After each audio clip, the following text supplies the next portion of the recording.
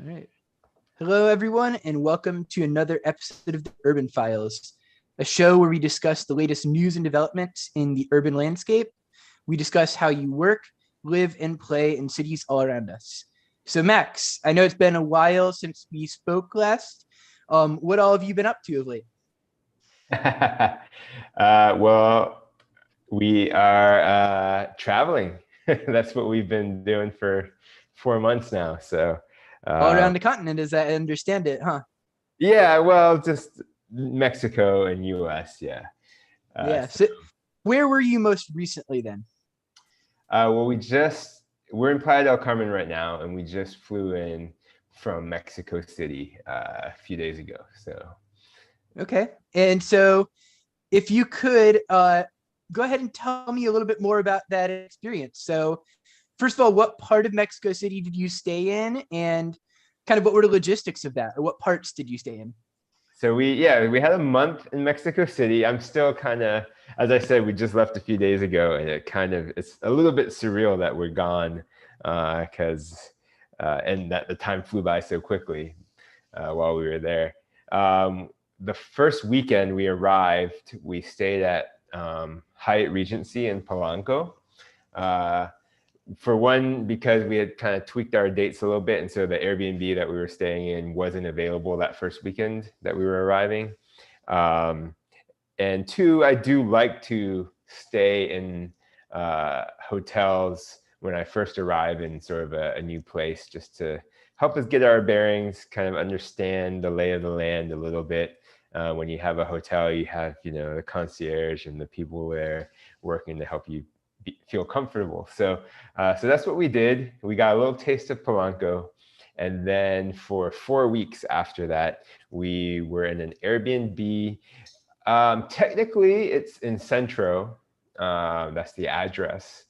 But it's really on the very edge of Centro, where you have four neighborhoods converging. Centro to your northeast, Juarez to the northwest, Roma Norte specifically to our southwest, and then Doctores to the southeast. So we're like right in that corner where you have four neighborhoods with four very different reputations and vibes.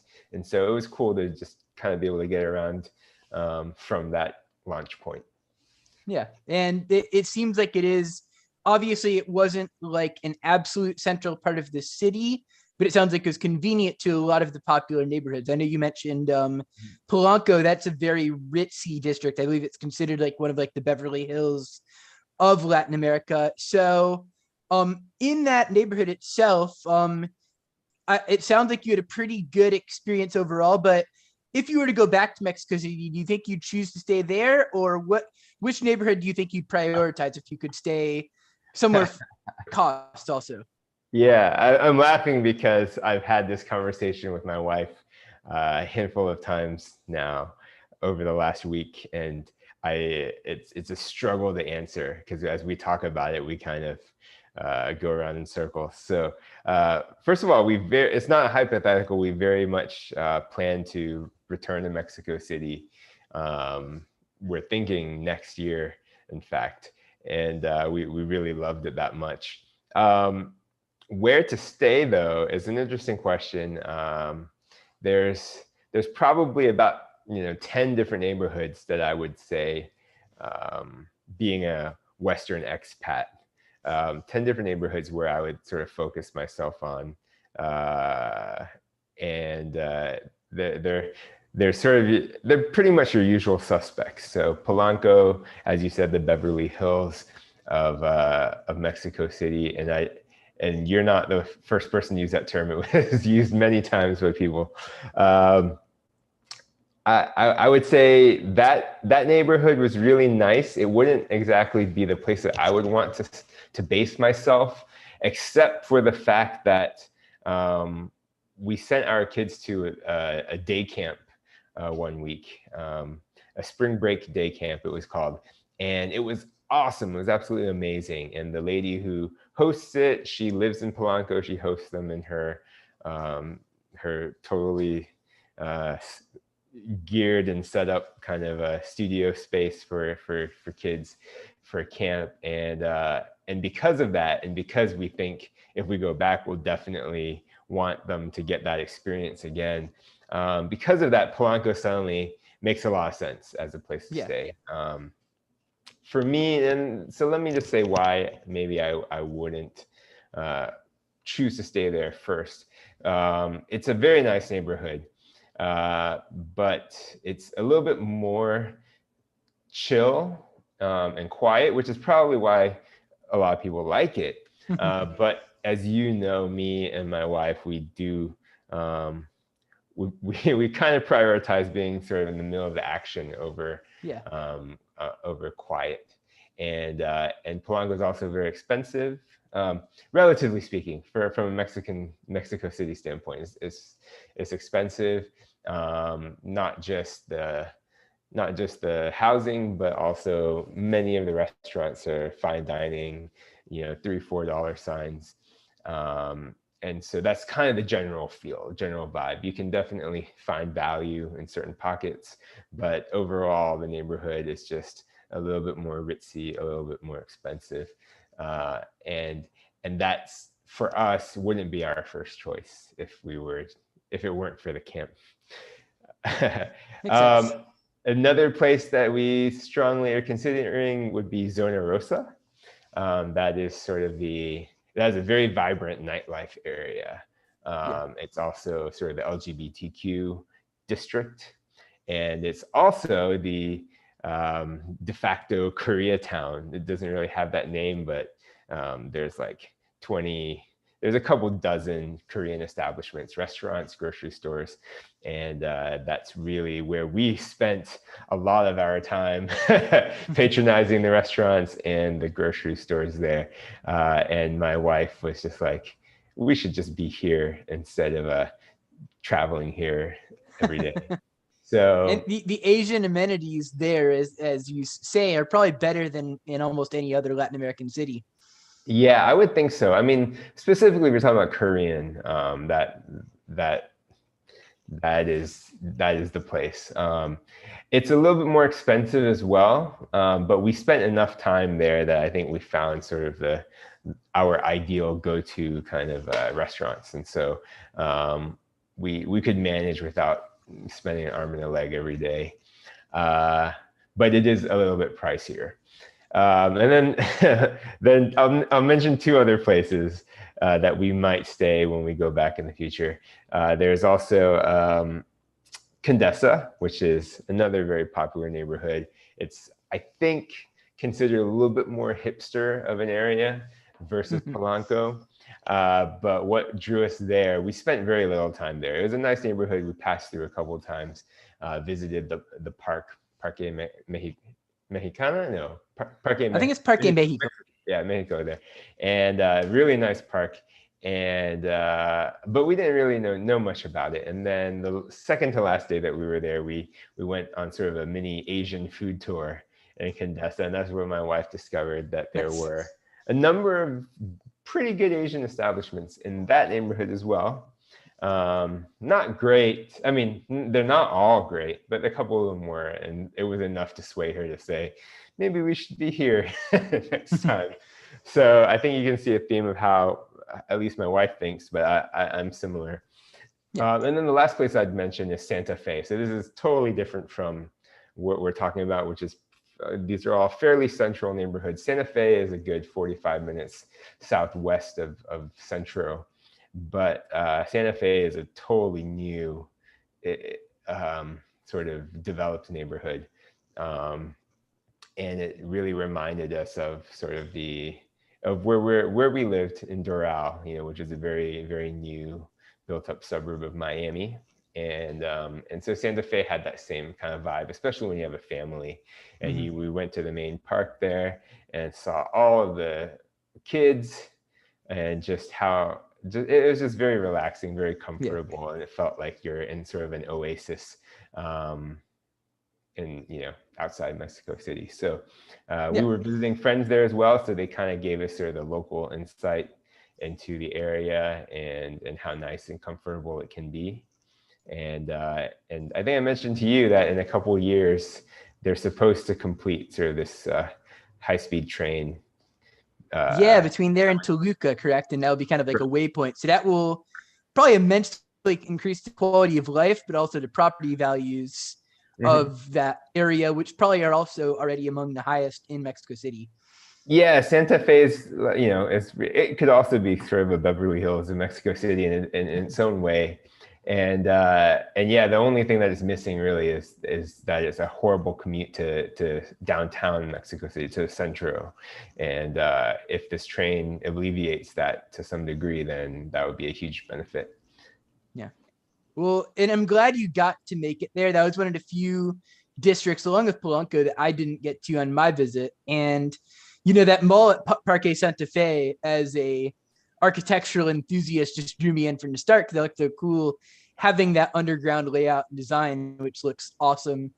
I think, to your point, though, it sounds like Zona Rosa was close to the top of your list. And I think, there and, Centro Historico are probably the closest to like being absolute dynamic centers of action. We stayed 2 blocks south of Zocalo on our visit in 2018. And it really is just an incredible place. So I'm glad you got to make it there. I know obviously you guys were, having family time and going out some on the weekends. And I know Kelly, of course, your wife is killing it at her venture capital role there. But what were the weeks like for you? And was there any special projects that you had a chance to be involved with? Maybe you're talking about the World Schooling pop-up. Yeah, I hosted a pop-up for a week while we were in Mexico City. So we had a bunch of families join us, and for about 8 days, I guess, we had a pretty much packed daily itinerary to go see all the sites. Very, very touristy in a lot of ways. And that was sort of that was an exhaustive week, but that was the week that we really knocked out a lot of, the sightseeing kind of stuff on the agenda. So Teotihuacan, we're at Coyoacan, where we went to see the Frida Kahlo Museum, Truahinera at Xochimilco, all these typical things. I think the highlight from that week for most of the participants was actually the cable bus, it's called. There's 2 cable bus routes in Mexico City that are fairly new. One in the north of the city and one in the south of the city. So we went to the one in the south of the city, took the metro there, and then walked to the cable bus. And so the cable bus is actually part of the transit system there. I think the entire route, which we took on the cable bus, was about 45 minutes one way. Mm-hmm. And it covers, I think it was 6 stations. I can't remember exactly. And there were tons of local Mexicans using it to get around. I mean, the terrain is not easy to navigate. And so prior to these cable buses, when folks had to ride regular buses, they, from my understanding, it was like 2-3 hours to get around where the cable bus could cover in about 45 minutes. And when I say cable bus, I don't know if I mentioned it, we're talking about cable cars in the air. So kind of like the ones that are maybe a little more popular in Medellin, Colombia. And I think there's one at Roosevelt Island in New York City also. Yeah. And, there's examples of them around the world, practical examples for transit use. Without getting into that too much, I'll just say everybody who rode it with us for fun as tourists, everybody was going away saying, why aren't these more prevalent in the US and elsewhere? Because it just seemed like a very, very effective means of transportation. Obviously, costs and operation have to be part of that equation, but yeah, when you're riding it, it's like it was fun, it was fast, it was just very efficient. So yeah, an amazing way to see Mexico City, because there were vantage points where we got up real high and you could kind of see the insane vastness of Mexico City. Like it just went endless. Yeah. Totally. And then there's so many parts that were just beautiful aesthetically. People Yeah. paint their roofs with murals. Um, there are murals everywhere in Mexico City, by the way, but even on the rooftops, just for Wow. people passing by on the cable bus. And there were places where, you know, you kind of had that Caribbean vibe with all the colors painted bright, vibrant, different colors. All the houses painted with vibrant colors, and as you passed by on the cable, it was just a lot of fun for everyone. So and that sounds like a really neat experience, and it sounds like you had a really good week. As I understand it, you were actually the host in a sense, and kind of tasked with planning out a lot of these activities. So I guess if I could, for a couple things, one, if you could touch specifically on the Truahinera at Xochimilco, because I know you remember mentioning that was a highlight for you, but also if any other families watching this wanted to be a part of world schooling, how would they do that? I mean, there's so many communities for world schooling now. So if you get on Facebook, there are a handful of world schooling Facebook groups that are very, very large. There's a world school app. I should know this, but I think it's like worldschool.app or something like that, which is basically a social network for world schooling. There's just a lot of ways to get connected. And this one in particular is called the World School Pop-Up Hub. The website would be worldschoolpopuphub.com, and you can find out where they're hosting events. So I was a host for one event, but they're really trying to ramp up to have events being hosted all over the world at the same time. I mean, that would be the ideal, would be to have communities all over the world meeting all the time. So yeah. And I think pretty much anyone with school-age children is welcome to come to the events, right? That's correct. There's going to be one in your neck of the woods in a few weeks, St. Petersburg. So, and I guess obviously, yes. So what is a Truahinera? Oh yeah, about that. So the boats. I was expecting in my mind, without doing any research on this, when I just first heard about it, I was thinking, you know, Venice canals, the gondolas, and I guess this is sort of a version of it, but the Truahineras are much larger. So we could, when we went, so I actually went twice. I went with my family when they came to visit the first week, and then we went back with the World School group. And with the World School group, we had 19 people on one boat. So with lots of kids. So, you know, 19, we fit. I don't know if we want to squeeze any more than that on there, or if they would let us. Maybe we could have gotten one or two more, but 19 was comfortable enough. And these are large boats that are steered by a driver going along the what would be the creeks. It's a historic thing, and I don't want to butcher this, but for it's sort of become now a very touristy thing to do, as well as a fun activity for locals. So the first time I went on a weekend evening, and that was when it was all locals, like just people, Mexicans hanging out, partying. This is the thing to do, I guess, on a Saturday night, and they had lights. Like it was like a dance club. Each boat was like a dance club. They had Like party lights, boats. Yeah. speakers. Yeah. Yeah, and it was just like blasting, thumping. As we passed boats, you know, just like boats everywhere, and you're constantly bumping into people as you go by. As we would pass, it was just like, you know, 10, 15 seconds of like one song, one vibe, and then like it kind of fades out, and then you get a new one. It was really interesting. And then contrast that to when we went with the families on a weekday morning, and it was very, very chill.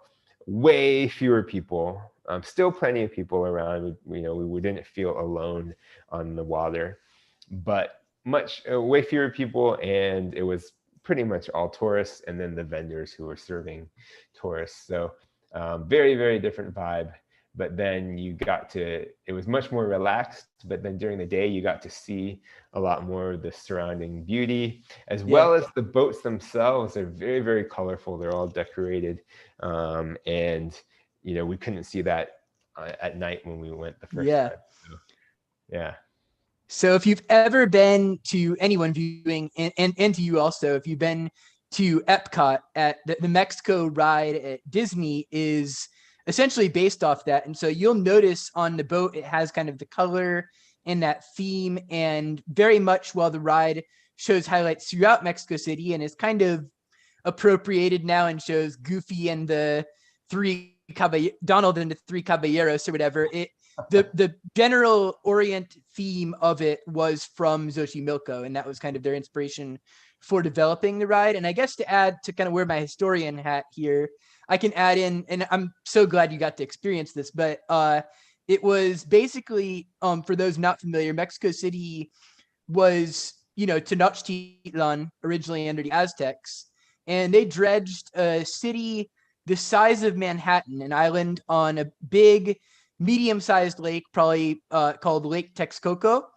And it's literally probably one of the most impressive engineering and human achievements ever to even just comprehend how they managed to do that, let alone the temples and the civilizations that were present there. And so, even going to this here, what makes this kind of a heritage beyond that is these are the last remaining vestiges of canals and water really present from Lake Texcoco in all of Mexico City. Over the last centuries, it's been dredged out, and that's part of the reason why kind of the city is sinking at the time as it is. But I mean, even in the 1920s and 1930s, some of these canals would stretch as far as the historic centers. Though while it is obviously a tourist site, it's been a lifeblood of the city for a while. So I hope and pray that they'll be able to continue to preserve this site and maybe expand some of the water that was, such a central part of the city. So, but that's awesome that you were able to make it there. Did you have any hangups in the city at all? Like, I mean, I know like you had a pretty good time and it sounds like you're returning overall, but if there were any negatives for you, what would those be? Yeah, the most glaring one was at least my personal reaction to the air quality there. I just had an awful allergic reaction for a couple days, and I tend to have I'm very sensitive to environmental allergens. So yeah, there was just I think it was about the day 6 or day 7 mark of being in Mexico City. I was knocked out for a good almost 48 hours. It was so bad that I felt like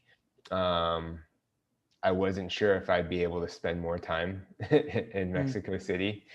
Fortunately, and this was sort of there's the AQI, of course, with Mexico City is not great, and it fluctuates. And so this was a stretch of days where it was pretty bad, and probably also combined with springtime, just hit me the wrong way. But once I got better after about 2 days, the rest of the time I had no issues. I was still just taking my regular allergy medication. I didn't do anything extra or differently. I spoke with my doctor. I was advised to do something if I needed to, but I never did need to after that point. So I don't know if my body adjusted or if it was just a bad couple days to be there. But luckily it was sort of an anomaly for our trip, and the rest of my time was totally fine. So that was one hang up, one concern, and certainly going back, I'd like to be prepared if something like that happens again. But I'm hoping that it was just it's the kind of thing that might come once in a blue moon, not routinely. Gotcha. Aside from that, I mean, quite honestly,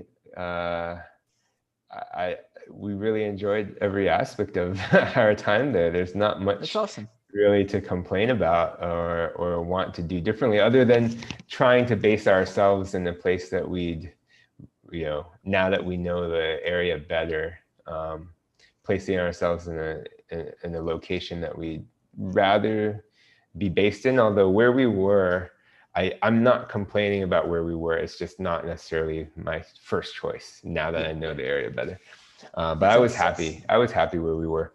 And then actually something else that just came to mind is that I didn't really, 1 month might seem like a long time. It was really actually 31 days, but I hit a relatively small portion of the list that I had going in. And, you know, when you're kind of there and you're just living and sort of living life in a city, and you're not trying to actively get out and knock items off of a checklist every day, then Time can go fast. Then the time passes, and we left Mexico City with a lot of places still that I didn't get to see or do, which, you know, I'm okay with, because I was, you know, I enjoyed my time there.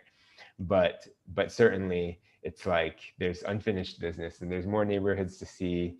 As I said, we just kind of went through the sort of the Western expat view of Mexico City. We didn't really get out much beyond that. And there's certainly places that are worth visiting that we didn't get to. So yeah. And so I guess from my perspective, I was there 5 days, but we literally crammed nonstop sightseeing into every hour and minute. And I'm so thankful to our friend Ale that lives there, our host. It was so wonderful during that time, because we got to see really, quite a bit. But even still, you know, it's such a massive city that you could spend probably a month every single day from morning to night and still have places that you don't go to, because it's such a great and massive place like that. I guess as we're kind of wrapping up, if you could briefly touch on the transit system and kind of if you thought it was pretty useful, kind of like connections to the airport or stuff like that, or any things that maybe you might want to be aware of. And then also like maybe one dish, if you were to go somewhere to eat or something to try in Mexico City, then what would it be? And it's okay if it's something that is not Mexican food. Yeah, that's what's gonna happen. So, Metro, yeah, I know you and I have talked a few times during my visit in Mexico City. So you know that I feel like, from my experience, there's no place that can get you around to more of a city for better value than the Mexico City Metro. It's 5 pesos, which is less than 25 cents US, to go anywhere that the Metro can take you. And there's, you know, it's a quite expansive, not expensive system. And it's very effective for certain point-to-point transportation. Now, when you add in the buses, the cable bus that I mentioned before, then it really helps, because they have quite a BRT system as well. I assume, I don't know if they use that name, Bus Rapid Transit, but they do have quite a few express bus lines with dedicated lanes. So essentially BRT, and it sort of serves the purpose of the Metro as well. And so when you factor that into the overall Metro system, it covers a lot of ground. Now the bus system is separate. It costs 6 pesos to take the bus, so a little bit more. And if you're connecting between the two, transferring between, then you'll have to pay both fares. But still, extremely cost-effective way to get around. And then, you know, of course, there's collectivos and other things as well, which is, for a visitor, is a little bit more scary than having sort of a fixed route system to follow. Makes sense. And so, yeah, about the food. Yeah, I'm gonna have to give a shout out to this place. I'm assuming it's called Goguinara, Goguinara, and this is in Zona Rosa. This is on Calle Genoa, which is the very cool sort of pedestrian strip in Zona Rosa. And Goganaro is a Korean restaurant. We ate there 3 times. We tried to eat there 4 times, but didn't have a reservation for one of those days. So that just tells you in a 4-week period, we tried to eat there 4 times, and it was just that good. And we could have gone more. My wife says, maybe we should have eaten there again. But Yeah. it's really Next good, year. really, really great Korean food. Mostly Korean barbecue, but they serve other traditional dishes as well.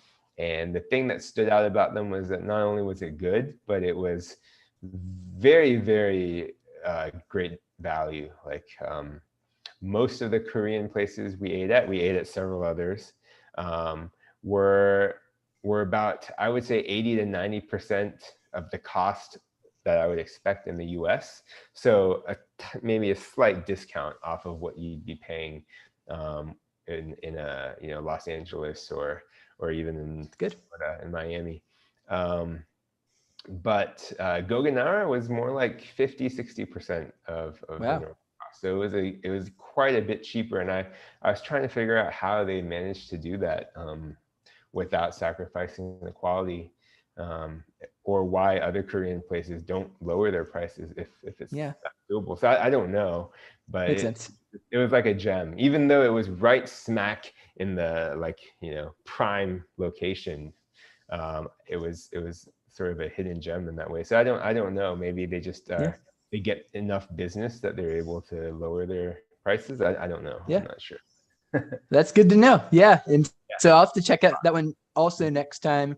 I'm sure probably some of the Dallas, but it sounds like you guys will be there next time, and I'll have to get over there next time too. So I gotta say my memory of, and I know you're not as much of a coffee person, but Cafe El Jarocho in Coyoacan is probably the best coffee I've ever had in my life, bar none. What I got specifically was the Cafe de Olla, which is like with the cinnamon kind of mixed in with the coffee, and just unbelievable.